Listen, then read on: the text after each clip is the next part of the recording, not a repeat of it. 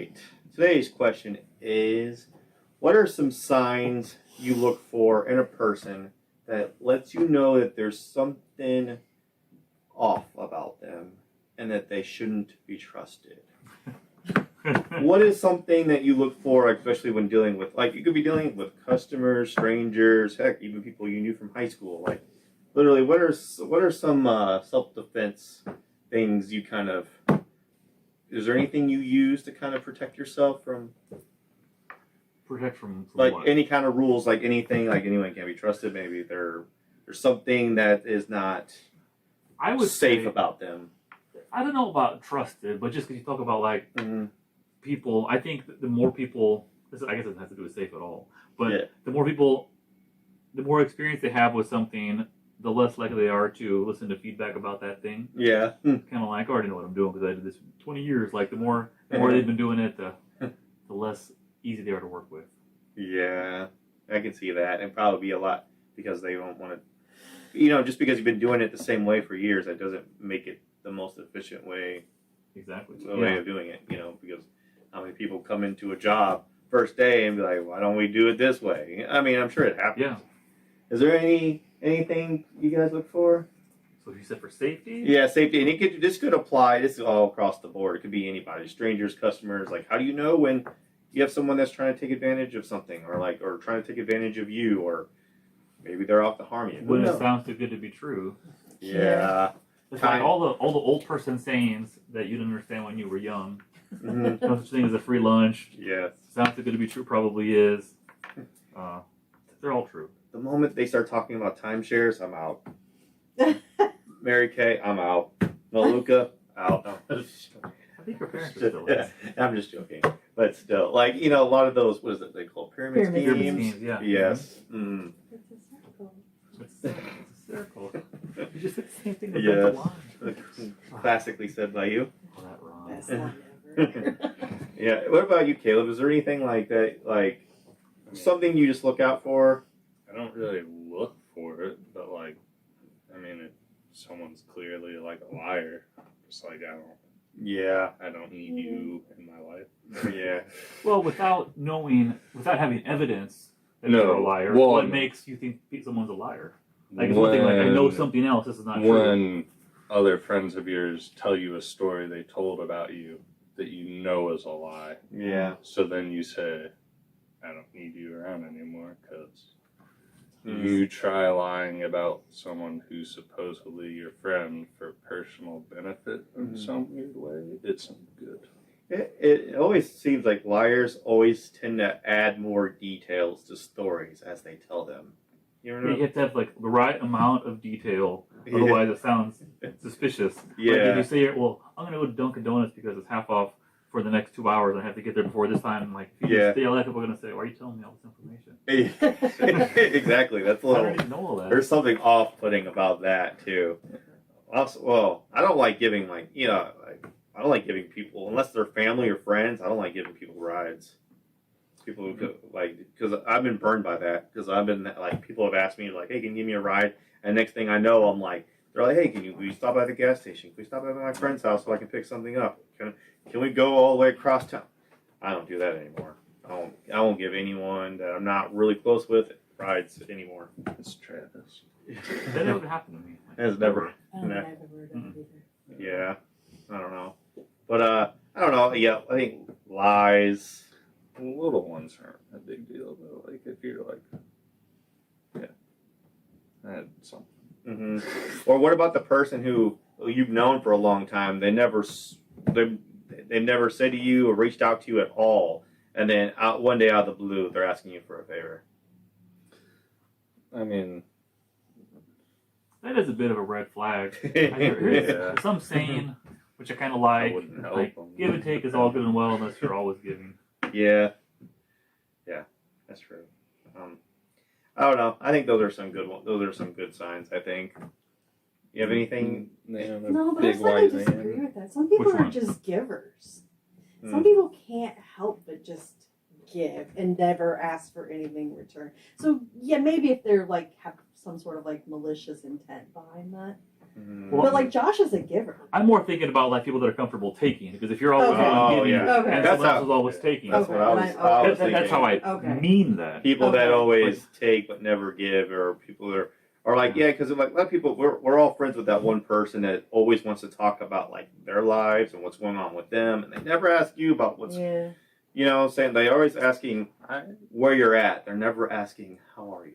I had a friend who thought that way about me, but that's just because you're socially awkward. You're Mhm. quiet. so like you can't always blame that person. Like, Yeah. Yeah. and it's like people with different upbringings. Like, Mhm. so like I'm not gonna say watch out for those people. Well, like, I have a really hard time like chit chatting with people that I don't know pretty well. Yeah. Like it's very Yeah. uncomfortable to me. Very like I don't know what to say. Yeah. I think like why would they care what I have to say? I don't even know what to say to begin with. Yeah. And my parents, when I was younger, they would say you got to be careful because then people will think that you think you're too good for them if you never Mhm. interact with them, which is true. And I Yeah. tell my kids the same thing, but I'm like I don't know what to say either. Mm. Yeah, it's like, well, Matt's that way, and growing up and being on like your soccer team and baseball, we spent a lot of time with the like other parents, Mhm. and I'm definitely more outgoing than Matt is, so I would talk and then after years of being with them, they would be like, they would ask him, you're like, look, when we first met you, we thought you were too you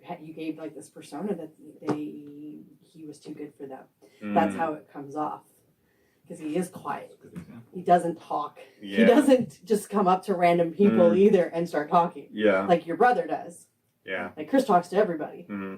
I think that's what people tend to forget, that not everybody just Right. not everybody just knows what Right. to say. So It's it not comes that off. they Yeah. don't want to say anything; they just don't know what to say because, like, to them, like I ask questions all the time because I think everything is interesting. But like to them, though, they might think that like what they had for breakfast is not interesting. Or to me, it is kind of interesting. But that But goes with what Tyler was saying though. Mhm. Yeah. It comes off as you're being a snob. Yeah. Yeah. You're good to talk to You me. too good to talk to I us. still know what to say. That's just like, I don't talk. yeah. All right. So, any other signs that we know of? I have a hard time trusting people who don't like animals sometimes.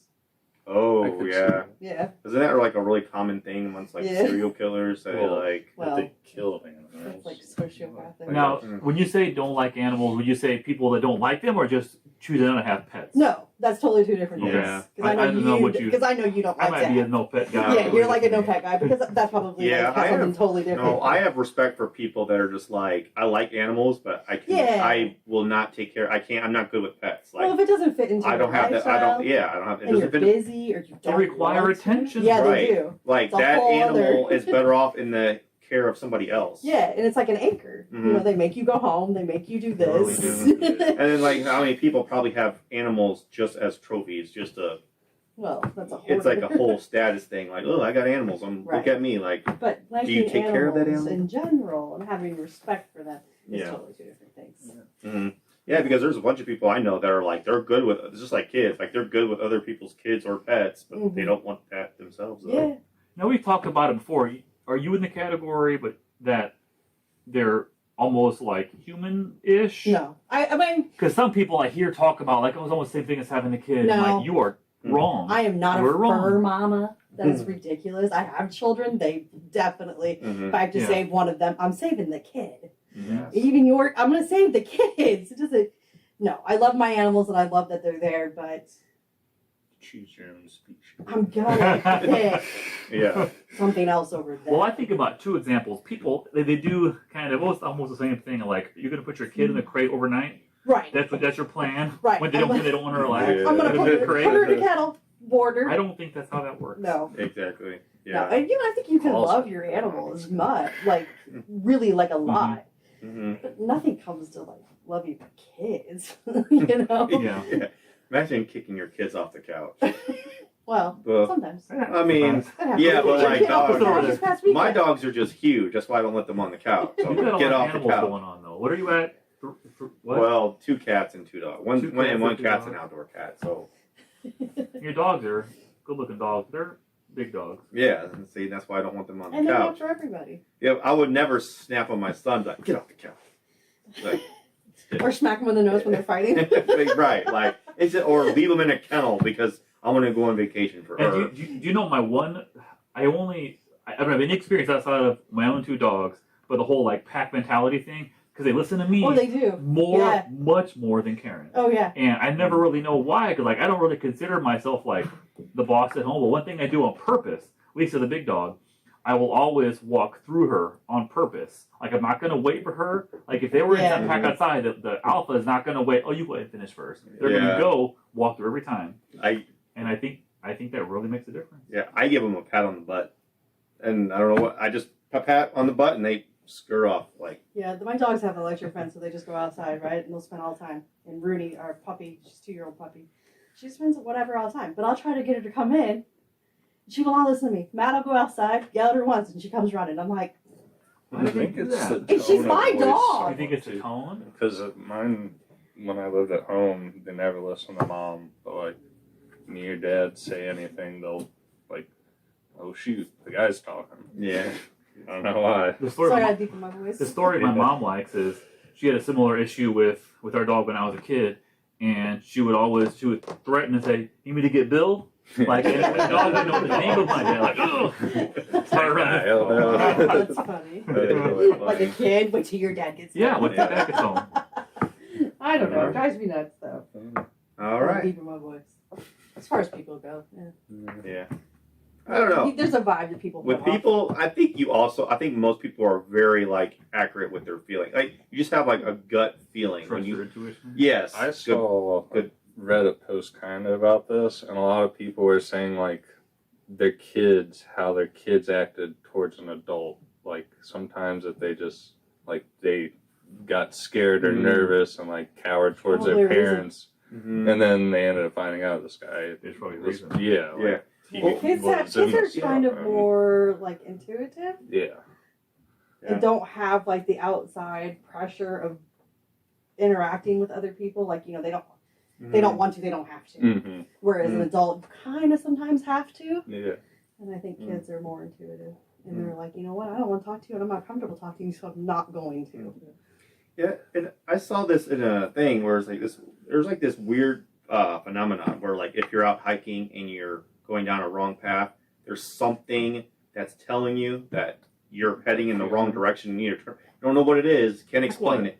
You can't explain it. Like your own intuition. Yeah, like you have like there's something. The stories Just of hiking? yeah, stories of people hiking or whatever, where they just get this overwhelming sense that like Get out of here. they need to turn around. Like then they don't know what it is, and they do, and then later on they find out like that path was for private property, or if it was heading towards like river, or it was like way out of like the direction that they were trying to Or a go. bear camp. Yeah, because like there was a whole story where this happened with a 9-year-old who I think we watched this together, where he got lost and he was walking, and something told him to turn around, and he did, and he found his way back home.